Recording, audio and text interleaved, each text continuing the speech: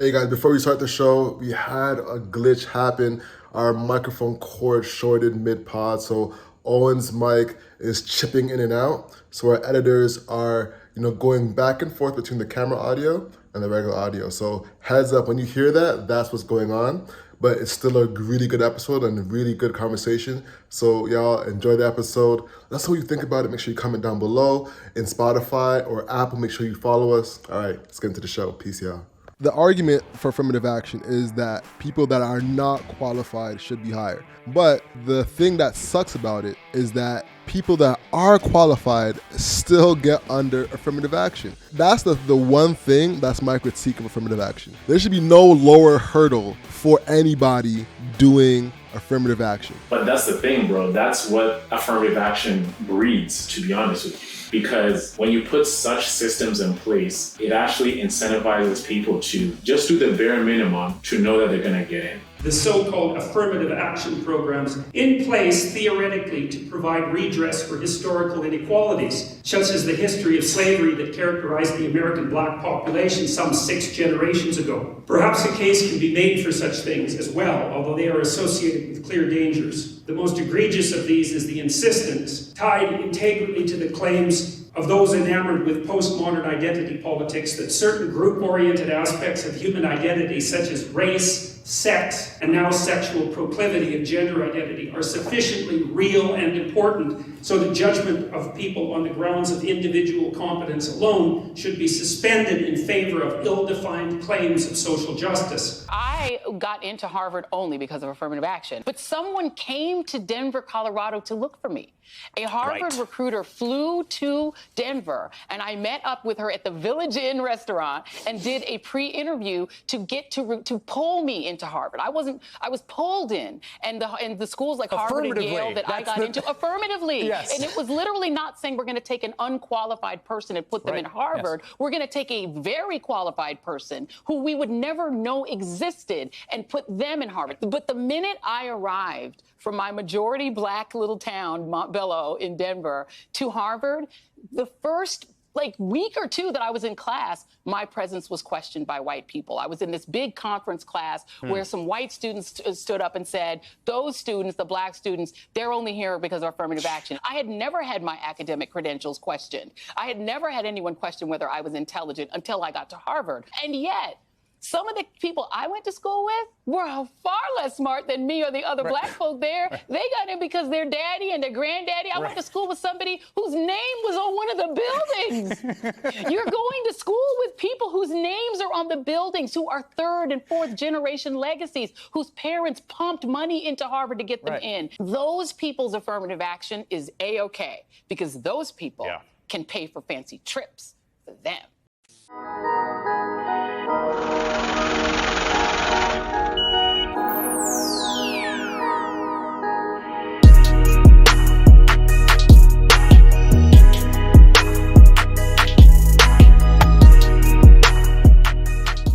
Hello and welcome to Let's Over Everything podcast. This is a podcast where we receive stories, tips, and tactics from entrepreneurs who have done it. I'm Alex. And I'm Ono Sinde. Today we have a Wildcard. We have a different episode for you today, and I'm excited, man. To get things kicked off, shout out to our sponsors, Narai Sellers, and shout out to our new sponsor, Lathr. And now, before you speak about Lathr, whatever you do, what do you got to grab? Grab the Narai. Grab the Narai, baby. Whatever you're having for dinner, grab the Narai. Carabana weekend, what do you got to do? Grab the Narai. Exactly. Most definitely. You have a girl coming over for dinner, you know what you got to do? Grab the Narai, baby. You feel me? Mm-hmm. So we got to introduce our newest sponsor to the show, Lathr. It's a natural men's grooming brand that focuses on men's grooming. You know what I'm saying? Make sure that the hair is all clean. The beard is looking soft. Exactly. The pits all ain't natural, smelling. Man. All natural. All natural products. You know what I'm saying? They're made with natural ingredients. You know what I'm saying? So it's not 100% natural, but I highly suggest checking them out. So you've been trying it out. Which products have you been liking? Man, I've been feeling the body oil. The body oil has been dangerous. Yes. Like, it has this amazing, and guys, I know these guys are sponsors, but I actually love this brand because initially I was like, I don't know about all natural, whatever, but the body oil, even the soap, bruh, like the latherness, because before I tried it, I just kind of rubbed it on my Lathr. And then next time I tried it, because my Old Spice was finished, I was like, okay, let me actually give this thing a proper shot. And that's the only thing I used. The body oil, I've gotten like a lot of compliments from it. I mean, I live in a condo and we have like a pool outside. And this one girl who's my neighbor hugged me. Shout out to the talent. Yeah, the talent I've been scouting, you know. That's the only thing I tracked. And she's like, oh my God, Owen, like you smell amazing. What is that? Like, what cologne is that? I was like, yeah, it's not a cologne. It's a body oil. So that definitely gave me a boost of confidence. And I personally love it. I tried out the Arctic Mist.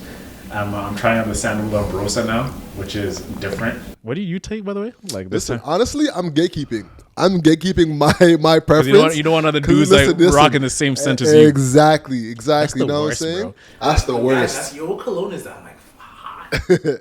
Listen, it's for me to know and you not to find out. But listen, the scents at Lathr, almost all of them smell good. Every product is a banger. That's a fact. So, and to testify to that, they sent the products to us first before the sponsorship started, so we could test them out and work with the products before we agreed to anything. And we tested everything out. And we're actually a skeptic at first. I was a skeptic. I was like, man, like, what is this? Like, what are all these flavors? Like, everything smelled. It didn't really smell good until you actually use the product, like the soap especially. When you smell it from the box, it smells good, but there's a different level of like aroma that comes out of the soap when you're in the shower and you're actually lathering, no pun intended, and it comes out and you're actually using it. The body oil is just insane. That's a fact. It's insane. I'm putting the body oil on the plantain and the dumpling. The plantain, you know what I'm You're saying? gonna put it on the plantain, you're gonna be profiting. Exactly. That's a fact.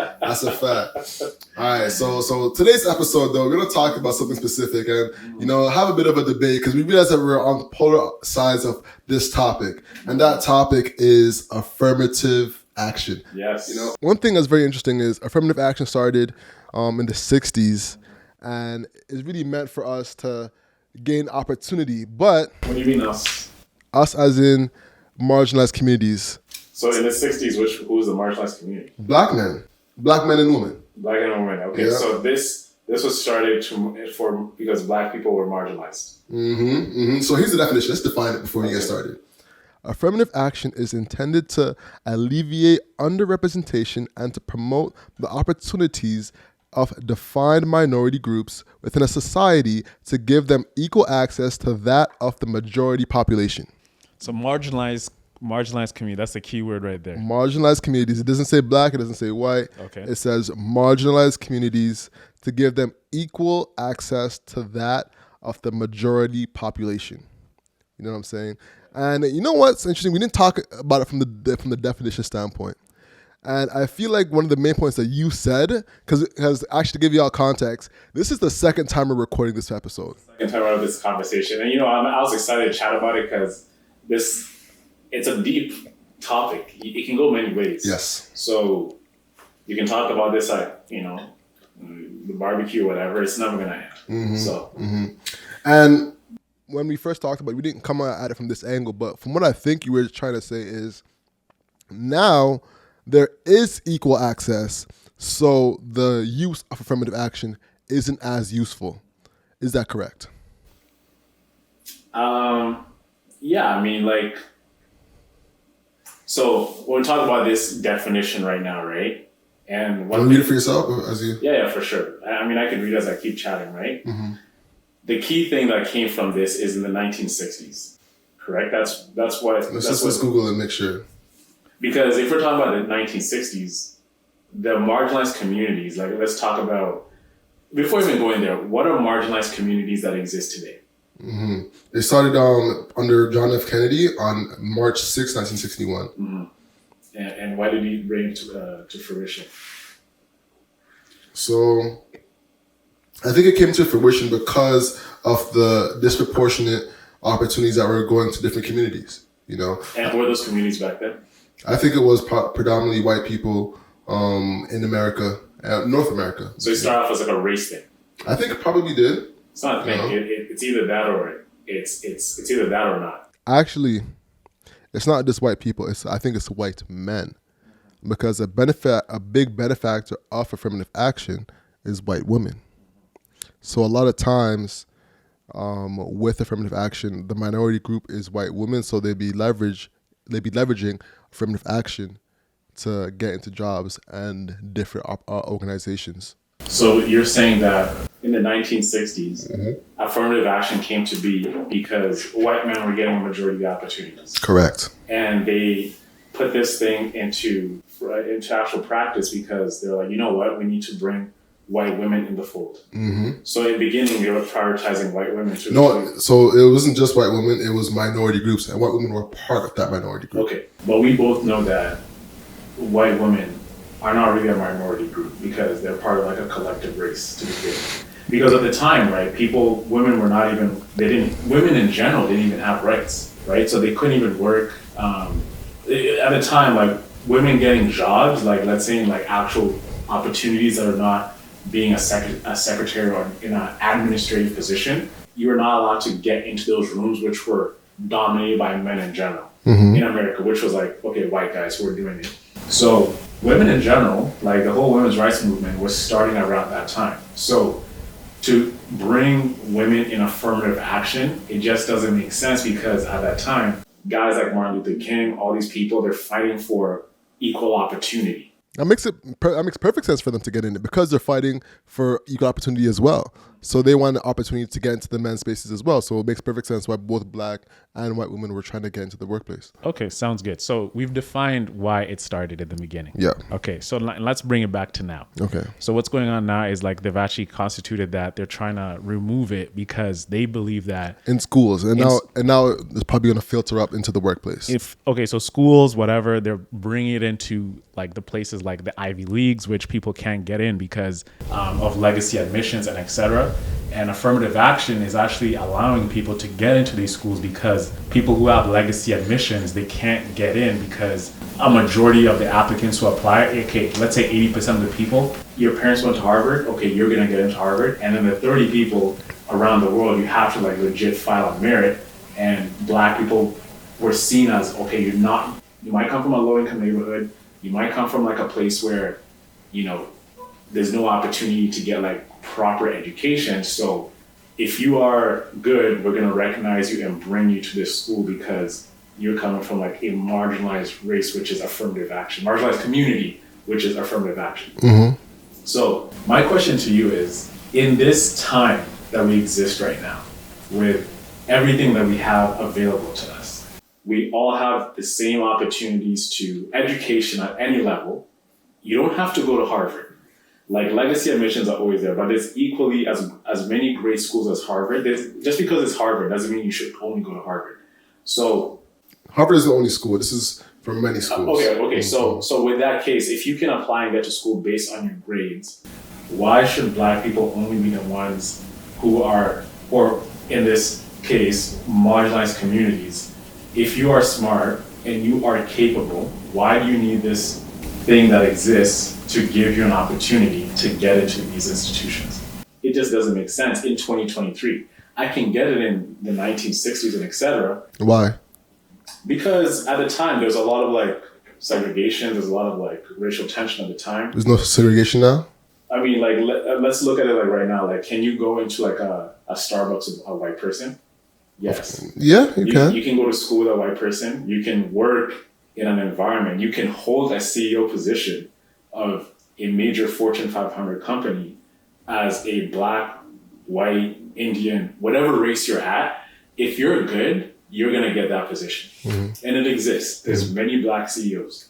So to say segregation happens where there's a lot of tension between two groups, that doesn't exist at the same intensity it did way back in the day.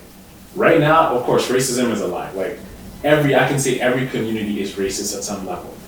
Black people, oh yeah, like that's a white person. Black person, but oh man, like look at this, look at these black people. Chinese person, look at these. You know, like every community has some sort of bias against another community.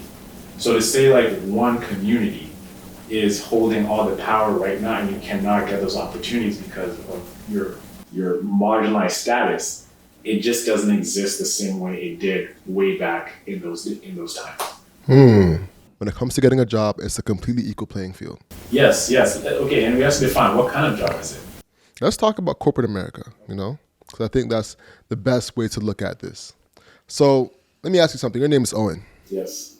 On your resume, would you switch your name with Tyrone with the exact same resume and expect the exact same answers when it comes to people responding to you? Yeah, I mean, like, if I know that, would I switch my name Owen to Tyrone? Tyrone Johnson and expect the exact same results. Yeah. Straight up, bro. Like, the thing is, I think you think that if you have a black sounding name, that is like a big hindrance into you getting any opportunity or even getting a chance or even a call up. I didn't say that. Okay, Do you think you'd get the exact same responses having a white name that you'd get having a black how do name? you define a response?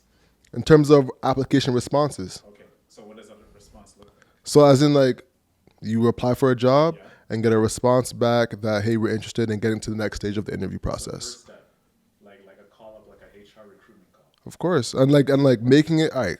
So 10 applications get sent out, one named Owen, one named Tyrone Johnson. You think you're getting the exact same responses from having a black name as having a white name? Yeah. I mean, look, if I went to a great school, I'm well connected, in this market that we live in, you have my LinkedIn. So they look at your LinkedIn, they look at everything.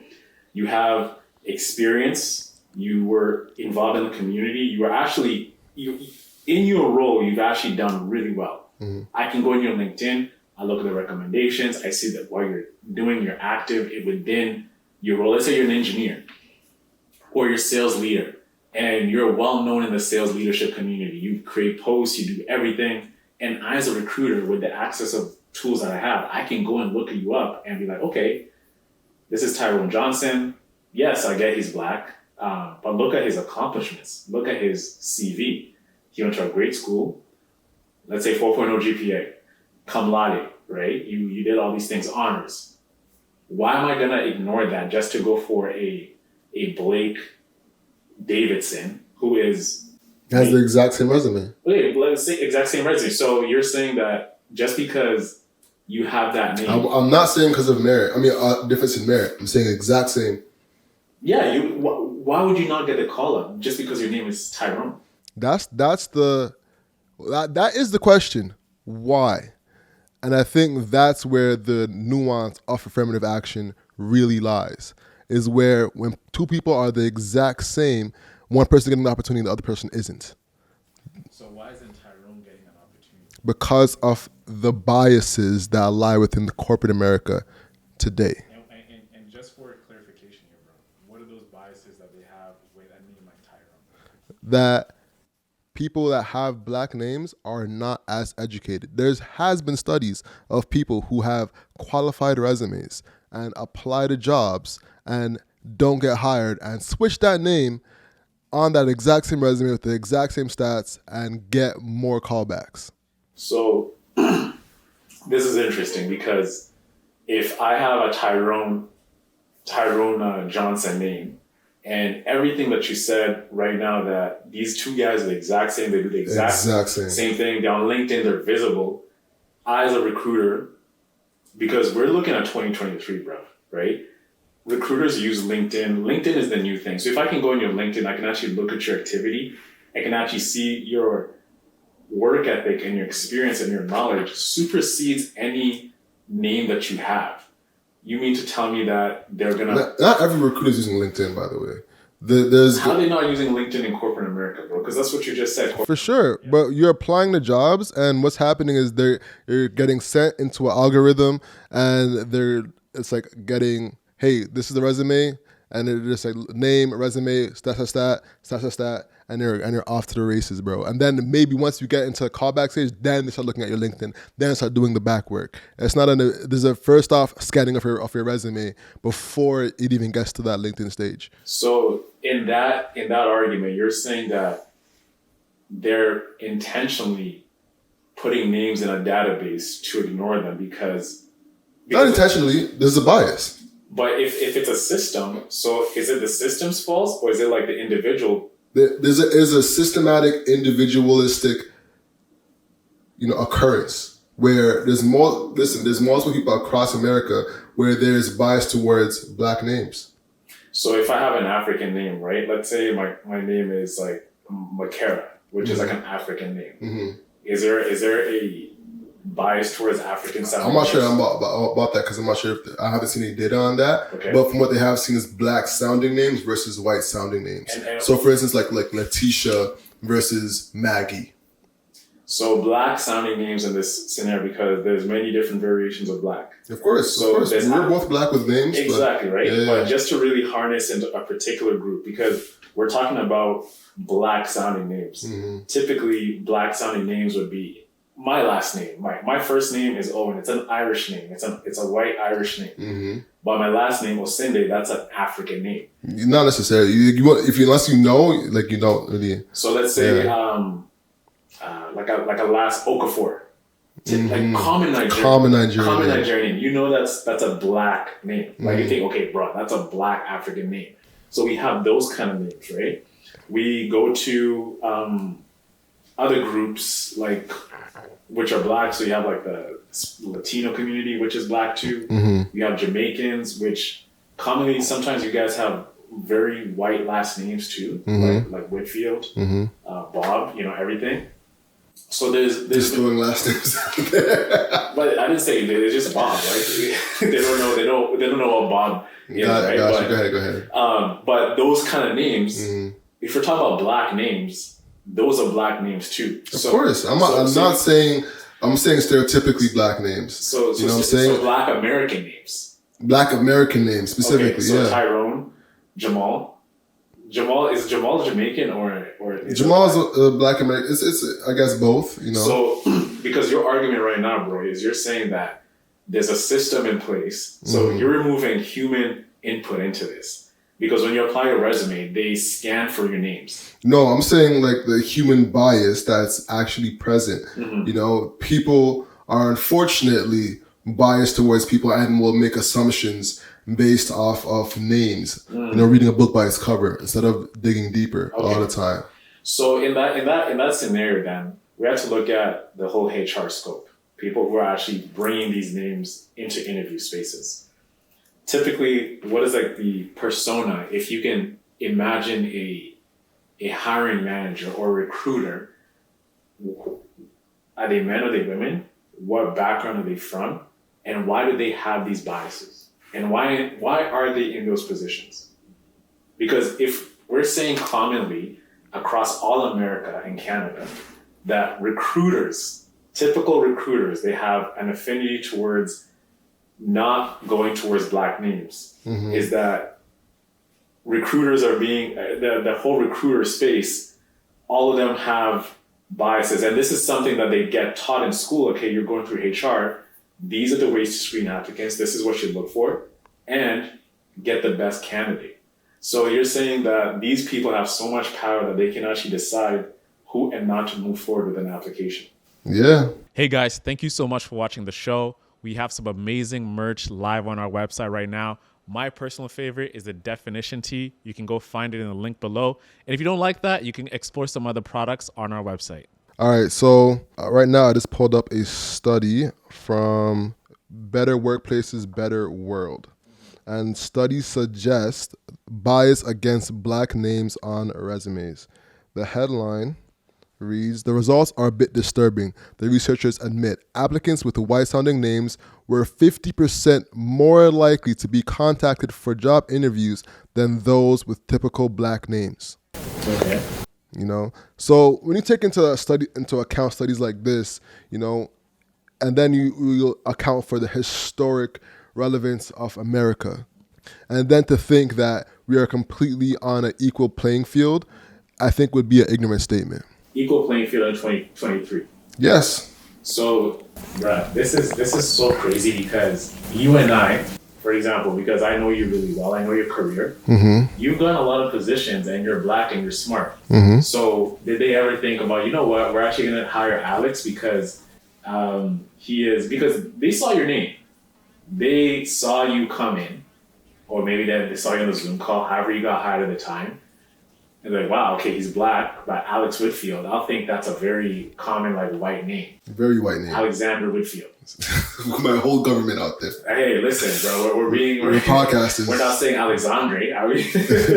No. Right? We're saying, Alexander Whitfield comes in, black man, 5'11", broad shoulders, looks like he can bully everything. Looks like, yo, you're a big dude. Yes. You know what I'm saying? Okay. So they could be saying, oh wow, oh, like he's like big scary black guy. We're not gonna hire him. But no, they sat you down.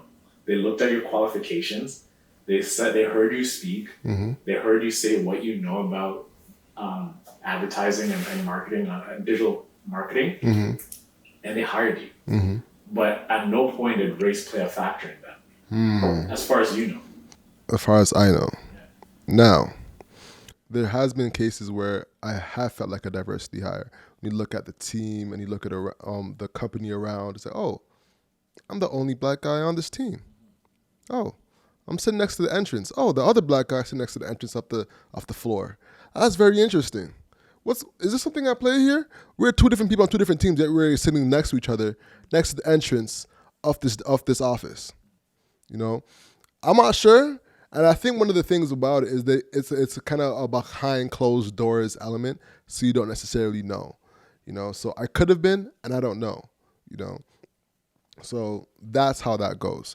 And there has been times where I have been denied jobs and opportunities just off the basis of being black or from being from a disenfranchised neighborhood, you know. But how do you know that legitimately? Because I've seen the energy switch when I mentioned where I'm from. Like I was interviewed at Harry Rosen, for example, and in the interview I mentioned which neighborhood I'm from, and it was like, oh, and I can hear energy switch. You know what I'm saying? So there has been that, but you're going to an individual standpoint when we're talking about a macroeconomic standpoint. And in that case too, bro, like you could also say that I'm from Malvern, but they can also be. What did you say? Malvern? Malvern, right? Okay, you can say you know Malvern, you know your own upbringing and background, and you know it's as if it's as if like you're expecting a reaction when you say such a thing. Nah. What made me such a reaction going forward was her reaction. Cause I said like, oh yeah, I'm from there, but yeah. So and you're saying she switched up because you're from Malvern? Yes. And this is interesting, bro, because now if that is the case, or they disqualify you because of your race, then is it based on an individual thing where you go for these specific jobs, or they do that? Because if we're looking nationwide or all these different places, not every person is like that. You know what I'm saying? But that's what the study shows, that there is an actual bias. So that means, so if there's a bias, but the thing is, bro, there's a bias for everything. What this is trying to showcase is that we're trying to protect you from any kind of bias, and we're just supposed to give you like a free path towards being seen. That's what you think affirmative action is? It's not what I think affirmative action, but in this situation, what I'm saying is that if you're saying that this is the study that's being showcased right here, and based off our experiences, you know, we worked in pretty high positions at pretty well-known companies. At all those positions, if this thing were to exist, you know what I would say? For this to exist, I'd be like, you know what? Every job I've applied to, I've faced this barrier because of how I look and what my name is. Then I'll be like, yeah, we need affirmative action, because holy crap, without this thing, I'm not getting ahead. But for me, when I look at my life and I look at everyone around me, we've been able to get ahead without any affirmative action there that's needed. Are we gonna face racism or some sort of like prejudice? Yes, 100%. There's people who still live there, but a majority of the people who live in this era that we are right now, 2023, it's like a hodgepodge of so many cultures that we all mingle together. In Toronto, go to rural America, small towns, Oklahoma, Mississippi, commonly white towns. Yes, you'll face some like, you get looks for sure. But if we're living downtown Toronto right now, the city, where we're all together, like we're all in, you know, diversity hires and everything, where they actually promote diversity, there's no room for this anymore. You know what I'm saying? It's just like it's unnecessary, pretty much. It is unnecessary. It's always been unnecessary. It is unnecessary. It's always been necessary. So why do you fight for it so bad, like to keep it? the bias is still there. Just because you're not facing it doesn't mean that it doesn't exist. For instance, but I'm a marginalized community, as they say. You're a single person. You're a single person. Okay. I'm a single person. Yes. Just because we haven't faced it doesn't mean that other people aren't facing it. Okay, how many years have we been living right now? You're 30, I'm 29. Okay. You're just giving all my information into this spot. Our fans know us. Yeah, they know us. Shout out to the team. They know the fans. Okay, you've existed for this many years. Let's go. After 22, yeah. You've been, let's say 22, you graduated Ryerson 23. Okay. You've been working for the past 7 years at least. Mm-hmm. You have done well for yourself. Thank you. I appreciate that. You know what I'm saying? I received that. You're saying, but there's nothing that's held you back from getting to where you're at, bro. And how do you know that? Well, look at what you've done. What I'm saying is that you've been able to do these things without needing affirmative actions or these How do you crutches. How do you know affirmative action hasn't been a part of my life? Well, you'd have known by now. You'd have said, because every time I ask you, you're nitpicking these situations, which could be arbitrary. No, I highly think I've been a part of affirmative action. When I look around, I look at the amount of areas I've been in. I could bet money that I've been hire from affirmative action. Like a token hire because you're black. I probably, but I'm also qualified. So here's the thing: is that the argument for affirmative action is that people that are not qualified should be hired.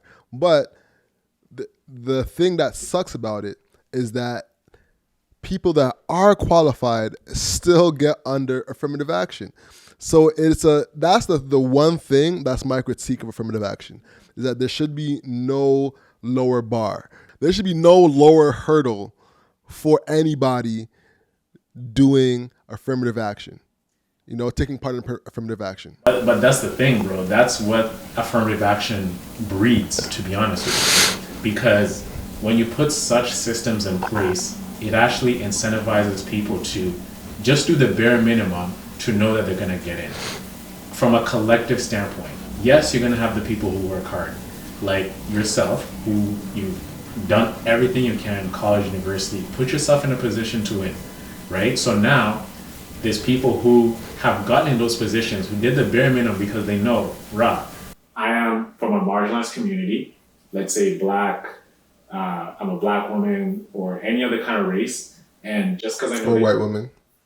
I mean, white women. White women are a big proponent of affirmative action. But not today. Yes, today. White women. White women are a big proponent of affirmative action. Bruh. This is truth. In 2023. Big truth. Bro, you gotta be kidding me. You want your mind blown? White women need affirmative... White women are a big proponent jobs of... Bro, they're the most protected people in this society, bro. I'm gonna look this up. This so we can be sure.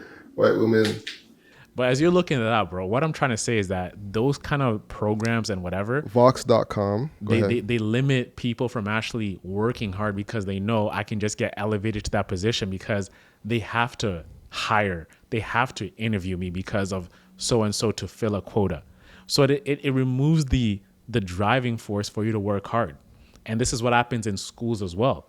If I know that they need to affirmative action, let's say I worked so hard, I got all the grades in the world. I did volunteering. I was a captain of the football team. I was the ballet if I'm a woman. I'm all these different things to fill up my application. I walk into class and I see, my classmates. A lot of them are thinking, oh yeah, you're probably like an affirmative action entry.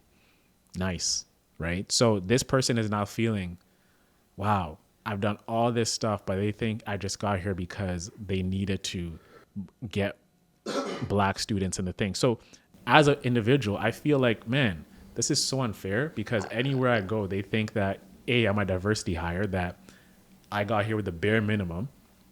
Doesn't mean I don't know nothing, but I got here with the bare minimum.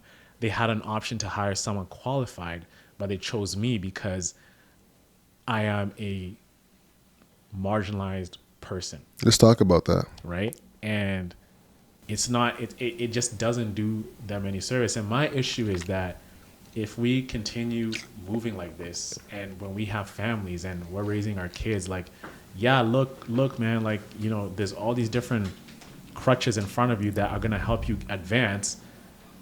Oh, you know, like, let's say they come to, hey, dad, like, I got a C plus, but you know what? My teacher said it's okay. Like, I should still be able to succeed because this and this exists for people like us. So now they're thinking, oh, okay, like, I can just get away with just doing okay. So it removes the incentive for to compete on merit. And people like us, the marginals, we can compete. We can get in based on just being good. And that's the reason why I don't like affirmative action, because of what it breeds to the people coming after us, that they don't have to try hard, or they can try hard. And if they try hard, they will always feel as if that whatever they achieved, whatever position they took, whatever C-suite position that was there, they needed a minority looking person in the room just to fill out that quota. And it completely destroys everything you worked so hard for. So it's like a double-edged sword. You can work hard, but yet I'm still going to look at you as if you deserve this, because, hey, Sally over there was as good as you, but you know what? She kind of like maybe had 2 years of experience, but we overlooked that because we needed you. You know? Hey, kids get pushed this in school. Oh, well, if they hear this all the time, like, well, I see Dustin over here is grinding us hard. No, Dustin, look, man, I can get away with a B. I'll be fine. Gotcha. So that's my thing, bro. Gotcha. All right. So you beautifully said, let's address the white woman affirmative action. Then I'm going to rebut your point. So Vox.com reads, headline, white women benefit most from affirmative action and are among its fiercest opponents. The Supreme Court on Thursday effectively ended affirmative action in higher education in a pair of cases concerning admissions policies at Harvard and the University of North Carolina. The University of Texas, Austin, was Abigail Fisher's dream school. Fisher from Sugar Land, Texas, a wealthy Houston suburb, earned a 3.59 GPA in high school and scored at 1180 on her SATs. Not bad, but not enough for the highly selective UT Austin in fall 2008. Fisher's dream was dashed when she was denied admission. In response, Fisher sued, her argument that the applicants of color whose racial bias was in effect and their background were included as a component of the university's holistic review process where less qualified students had displaced her. I'm gonna skip ahead a little bit, but the main point of this article, skipping down, this is a long article, so I want to save it for you. What we'll do is link it below so you can go and check it for yourself.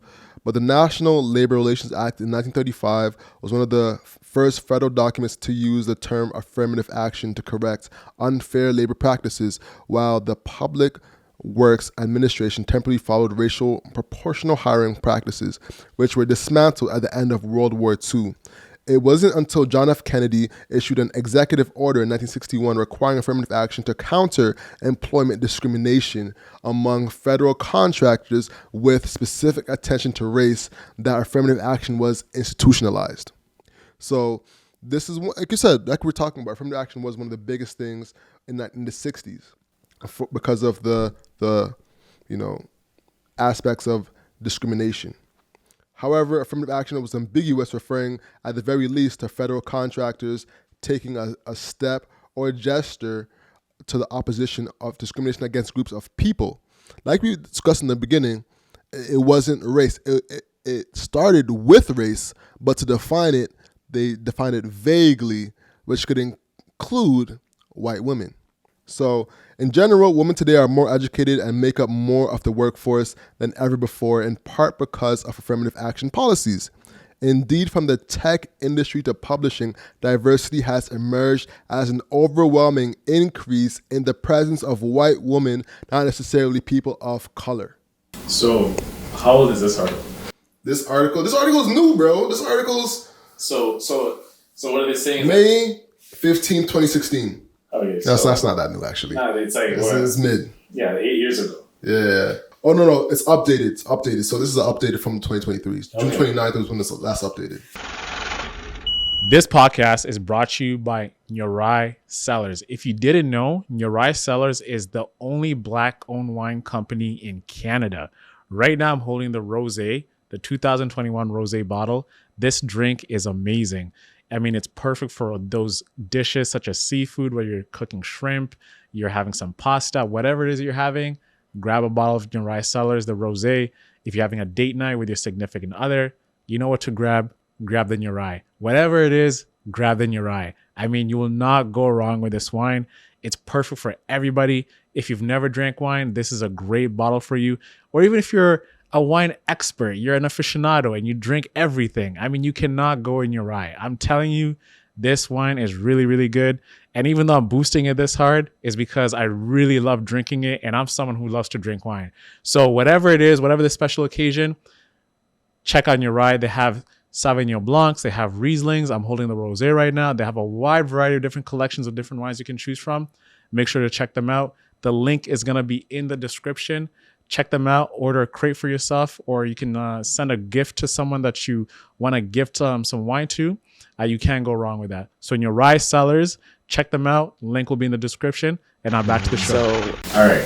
So do you feel white women are at a disadvantage today? With everything you know, let's start there. Do you think white women are at a disadvantage? No. Why? I think they actually are quite advantaged, but I think the tide has turned.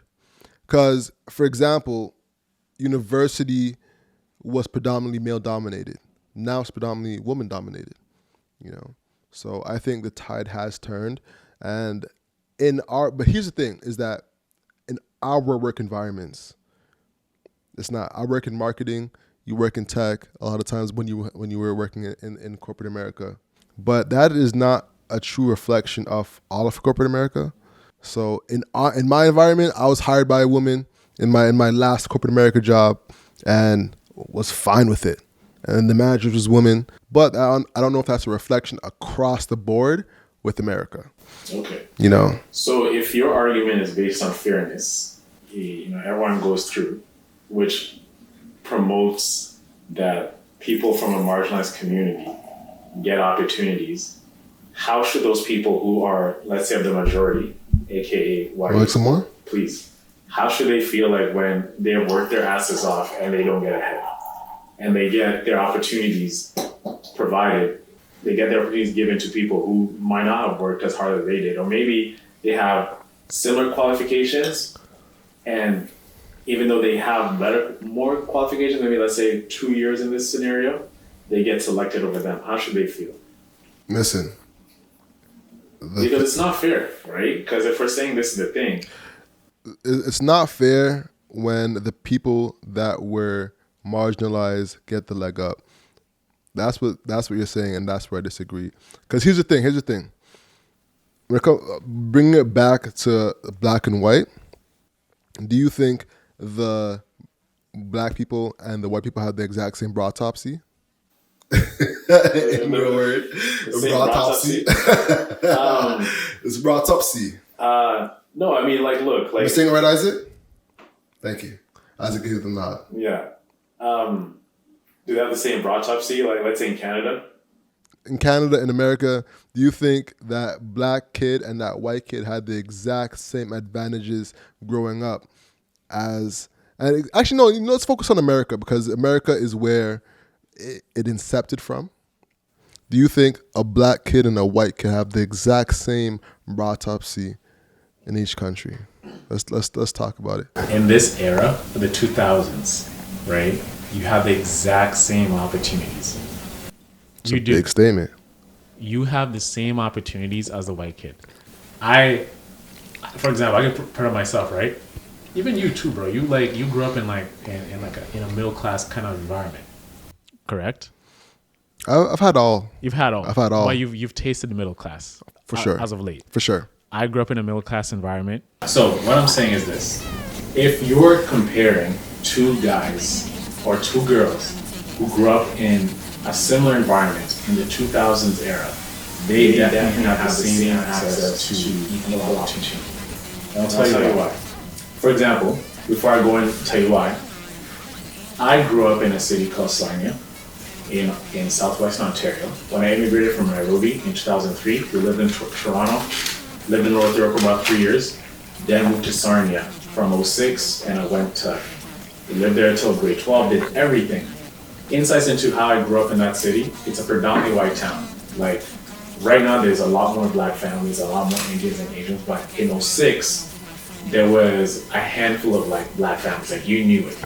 Did I ever face any racism at the time, like objective racism? No.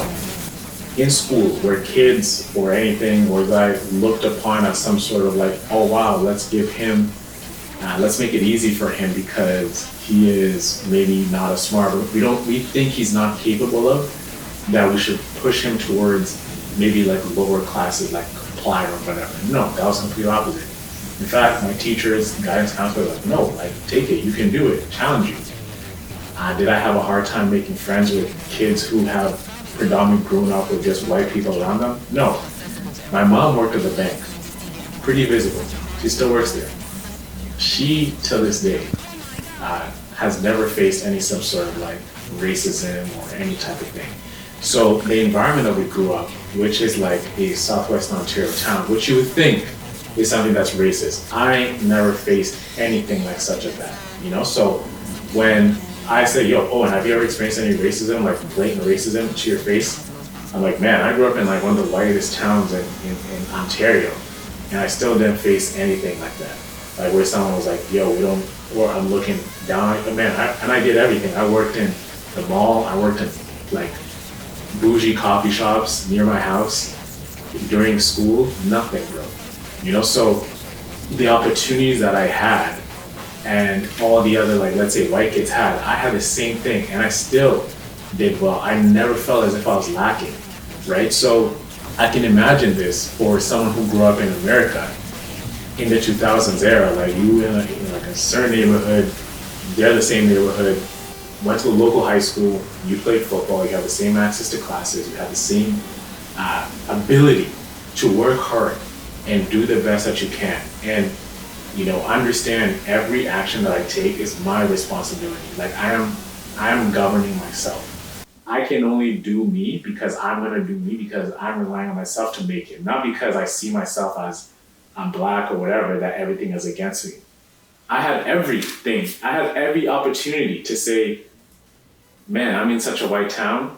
Anything that comes against me, I can point to yeah, it's because it's racism. It was an easy out, but instinctively, like the way you say intuition, you see the way people switch up on you as soon as you walk in the room. I never felt like that, and I never seeked it or anything. Even when maybe this is like a personal thing, bro. It's like maybe because I see myself as like I can compete on merit. I never look at myself like as if I don't get anything, it's because of my skin color, and maybe it's because I think like that because of where I grew up and what I saw. I was like, man, that's the last thing I'm gonna think about, because if I don't get shit here, I'm like, man, all my life I grew up in that environment and I did okay and I never faced anything. So why am I gonna use that excuse now to say I didn't get that job because I'm like black or whatever? So that's the thing. So when I look at that scenario and I look at two kids raised in a similar middle class environment, you're still gonna, you have the same access to opportunity. That's what I'm trying to say. You can go to school, you choose the direction you wanna go in life, you decide who you wanna be. And when you make that decision and you work yourself as hard as you can and you do your best to be involved in a network, how could you not succeed, bro? You know? Mm-hmm. As black people today, there's nothing holding you back, bro, to getting in certain rooms. You just gotta... Not even biases in the employment. But bro, biases exist. I can say I have a bias, like I can say I have a bias against any certain group.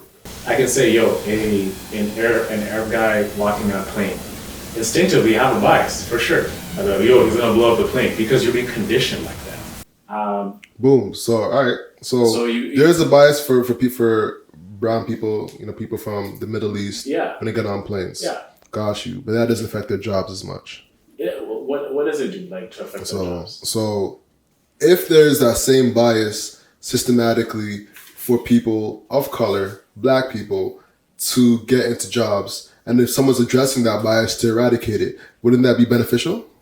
So that bias, what is the bias specifically? That they're not smart enough to do the job? That's probably one of the stereotypes. So they see us black people not capable. that's a stereotype. That's a real stereotype that actually happens in reality, even though they're qualified.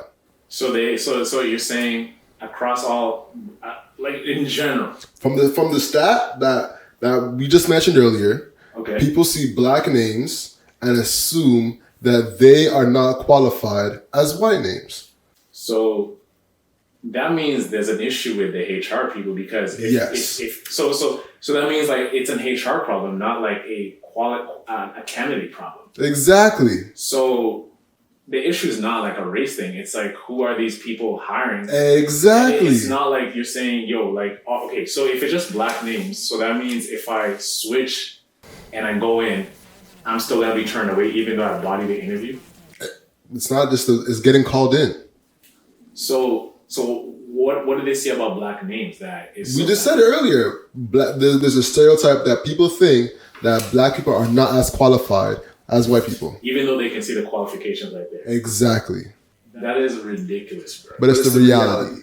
So just because my name is Tyrone and Lakeisha, they think that I'm not capable to do the job. Correct. So, bro, there's been many Keishas. There's been many people who've gone ahead. Of course. There's a girl named Marijuana that's gotten ahead. So in that case, so you're saying people with a name like Lakeisha, 10 jobs you apply to, 8 of them are going to turn you down because you have a name like Lakeisha. Correct. So 80% of the time you're going to get. I don't know the exact number, but but from the stat that we just read, there's actual data to back up that people are getting denied because of their names. And I want to say this too. In America, the government has had a concentrated effort to put black people down. There has been the Tuskegee experiment where black people were shot up with syphilis. There has been redlining. There has been crack being sold in communities to fund the Nicaraguan war, literally funding drugs in the black community that takes black men off of the street and puts them in jail. 1 in 8 black men are put in jail, and then it makes them 10 times less likely to get a job.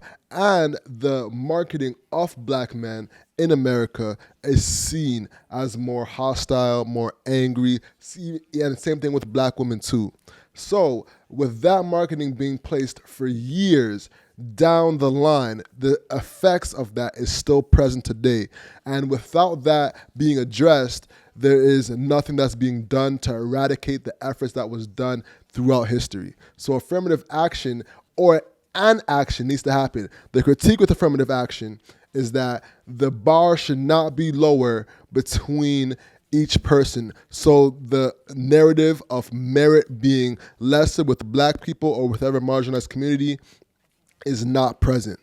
That's the thing. It should be feeling like an exchange program and not a lesser than program. And that's the biggest critique of affirmative action.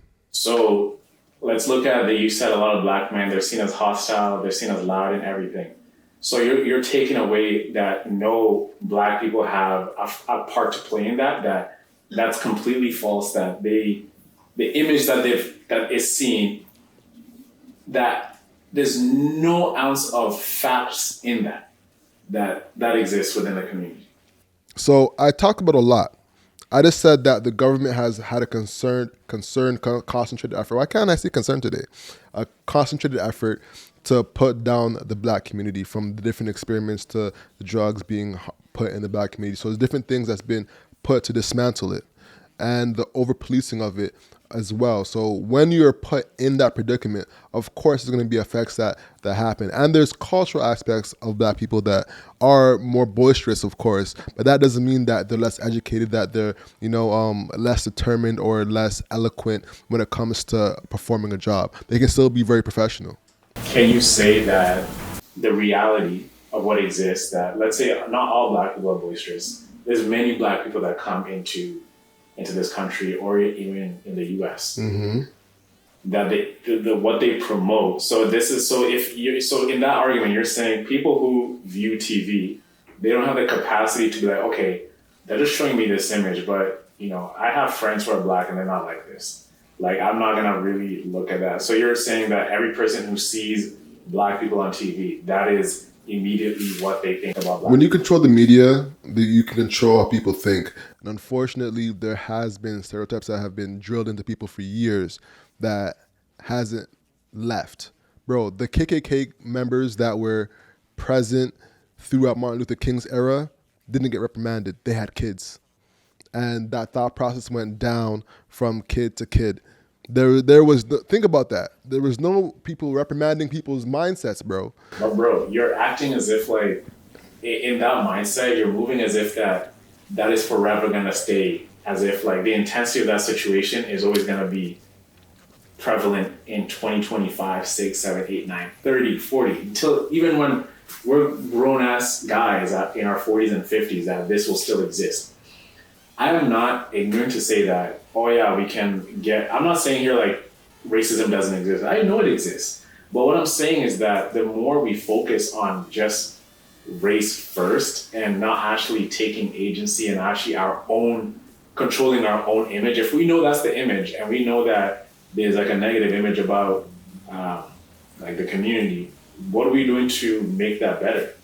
You know, what are we doing to like put ourselves in a position to, I mean, right now we are like, look at the EYLs, the education, like the whole, we're coming together, right? So there is like a path forward, but I'm saying that there has to come a time where we just have to understand this is what happened, and the era that we're living in right now, people don't have the same mindset as they did.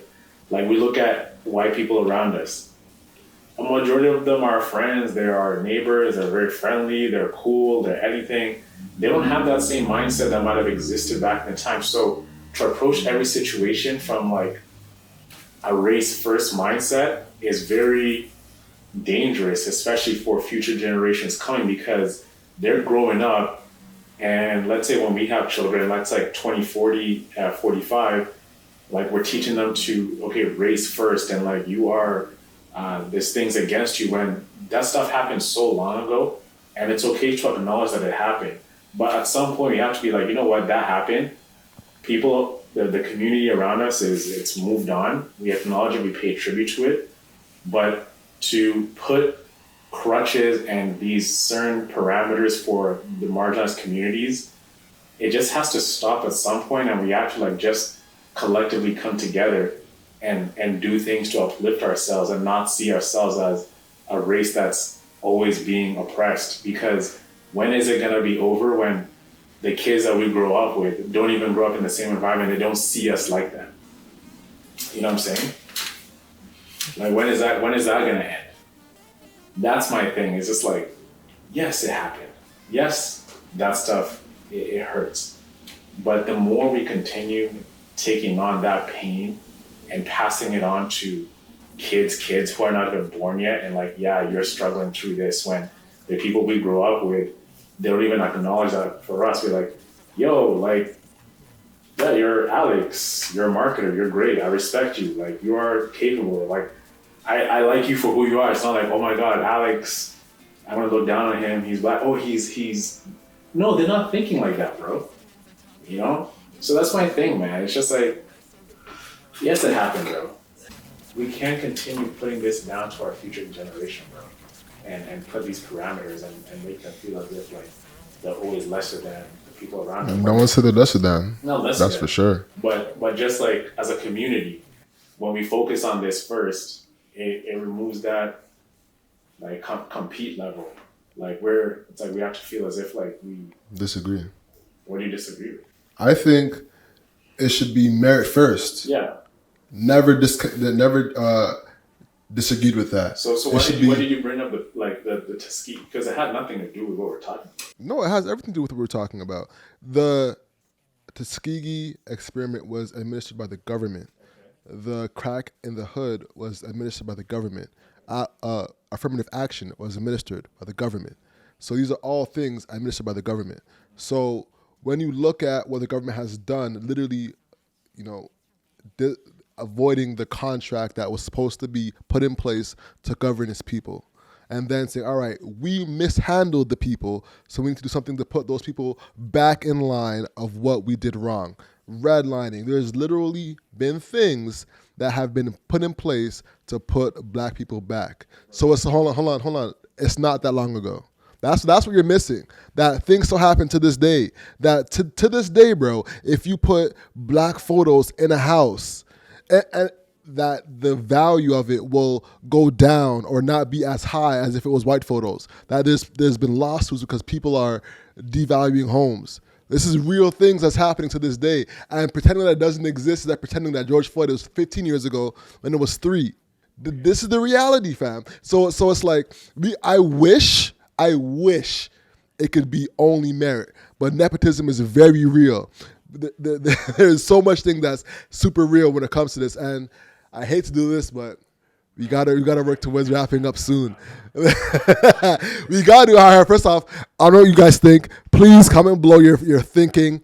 All right. I'm not wrapping it up. All right, I'm gonna get you your last points off. So Owen, listen, merit first, then diversity second.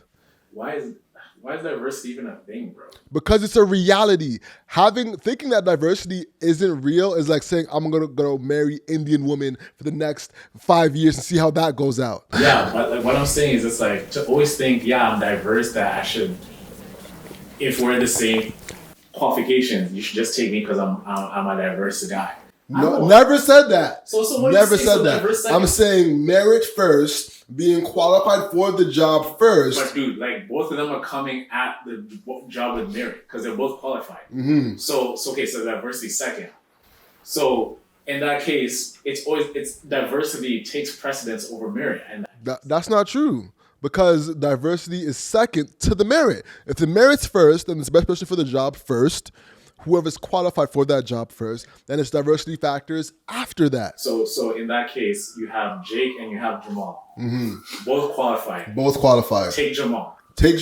Why take Jamal, bro? Because Jamal is from America, and the government specifically. It's like Aboriginals, for example. Should Aboriginals be, or Indigenous people, my apologies to the Indigenous community, should Indigenous people have access to grants because they suffered for years because they have been pillaged off their land? Yes. But bro, in that case, what does Jake do then? Jake goes for other opportunities because Jake has a good opportunity when it comes to him because he's a white man. He'll be all right. But the thing Jake will be fine. You're propping white people as like these guys who always have opportunities all the time. So like the stats is just read that 50% of people will have a higher chance of getting hired. Just bruh, that's doing a disservice to black people, bro. Why is it giving them disservice? Because they're still qualified for the job. It's not like they're not qualified. But it's always like putting like, okay, the white guy is always above you at all times. Why are they above you? Because you just said right there, like no, I said there's a bias, not because they're above you. There's a bias. Okay. Bias and above is two completely different things. Okay, so in that case, so why are you giving the job to Jamal then?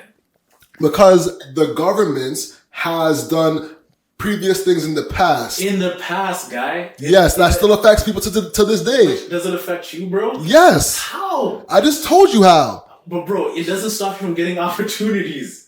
I just told you how it has stopped me from getting opportunities. It has been a hurdle that I've climbed over, and I still go for it and get it. You personally, bro, not us. People in the past, like, yo, they did what they could do to get us here. Bro. And for us to continue this, like, we grow up, we get married. Let's say we have families.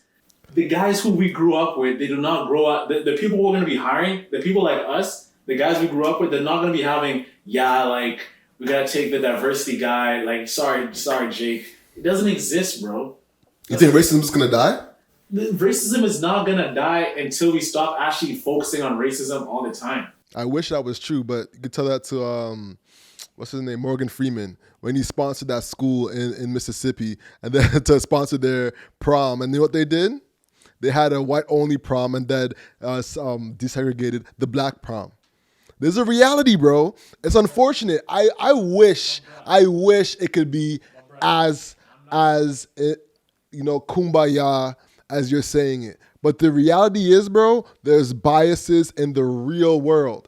And people will act on those biases and stop people from getting jobs, getting houses, and getting opportunities. So putting things in place so that doesn't happen is a benefit for the community. it's a cold world out here for sure. And just because it's a cold world doesn't mean like we gotta put these things, bro. Regardless of those parameters and whatever, it doesn't do anything. So, bro, so HBCU should disappear then? So no, it should not disappear. Why? Like, why not? Why should HBCU still be in service? okay, so like, but the thing is, why, if in that case, if we have our own schools, why do we keep trying to get into these things and like, oh yeah. But why do we need them though? There's no reason for HBCUs anymore because there's equal opportunity throughout the world. So HBCUs should all be disintegrated. I'm not saying they should be disintegrated. I mean, you can dissolved. You can still be alive for sure, but I'm saying why? But why? Why should they exist? Yeah, I'm not saying they should exist. They should still be there. Why? Because there have been institutions that were started back in the time, and just to like, okay, stop schools, they're there. Because of what happened at that time. So it's no longer relevant. It's not relevant at all, bro. So we should get rid of them. You could if you want to, bro. So I'm asking you, should we get rid of HBCUs? In that case, if that is the case, we're trying to like compete on merit, and you can go to any university at all. Actually, yeah, I actually do believe we should get rid of it. Should get rid of HBCUs. Genuinely speaking, we could if we want to, but hey, still continue the culture. You know, so it's still continue the culture, mixed school, white people, black people, HBCUs. White people right now should all go to Howard University, Hampton U, the real HU. Yeah, when did white people not allowed to come to HBCU, bro? I never said they couldn't, but I said it should be just as equal. Yes. Just as desegregated. Yes, bro. That's my thing, man. Like, got you. It should I don't think about race first mindset, bro. I'm thinking, yo, I rate you. Yes, you're white. Yes, you're Indian. Whatever. I'm gonna hire you, bro. Like, if we hire like 3 white guys, I'm like, dog, they're the guy for the job. Hire Isaac. He's the best man for the job, right? Fire the white guy. I'm like, it's based on skill.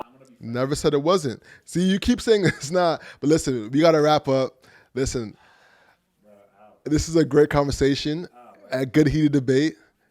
We're going to continue this off mic because we got to wrap up. Our cameras are going to turn off any second. The house is what you can't control. So control your grind and control your life. I'm Alex. I'm Owen, guys. And he's pissed. Peace, y'all. Thank you so much for checking out this episode. Make sure you visit hustleovereverything.co and cop some fire merch that we have in the store. And then we'll see you in the next episode.